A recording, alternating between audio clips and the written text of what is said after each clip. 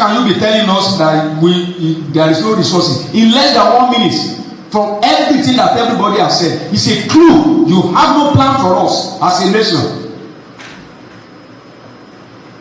I was wondering what was used as benchmark for your appraisal. Hello everyone, welcome back to Ebonyi People TV. So, today we've got a hot story, as it is hot, and this one's about none other than former Ebonyi State Governor and now Minister of Works, David Umahi. Let's just say he had a pretty rough time in Abuja recently. Now, to the full gist, if you haven't seen it yet, a video went viral showing David Umahi facing an intense section with members of the House Committee. The chairman, Remi Oseni, was not holding back at all. This man was busy giving it to David Umahi back to back. He laid it into David Umahi, accusing him of focusing on the wrong priorities and called him out for getting his job all wrong. Ouch. When David Umahi tried to explain himself, blaming the poor state of our roads on lack of resources, the committee was quick to shut that down. Chairman Oseni hit back, saying funding was never the issue at all, and even went as far as calling David Umahi an absolute failure as Minister of Works. At one point, he literally told him, "Don't make me get mad at you. I mean, it doesn't get more intense than that, right?"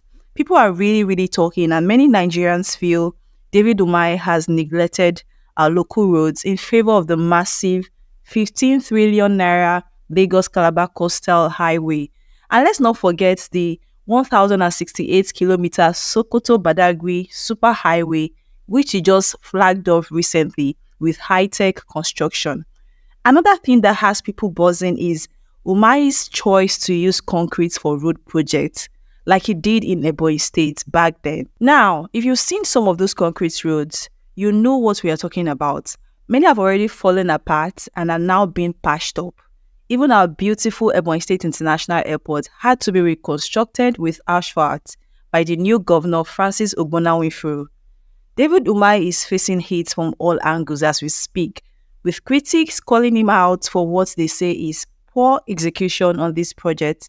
Do you think his idea for the use of concrete on these roads is really the best, or asphalt is? Okay, you know how it is here on Ebonyi People TV. We bring you all the latest scoops from Ebonyi and beyond. And if you're interested in running ads, sponsoring content, or having us cover your next big event, kindly hit us up on the number now showing on your screens.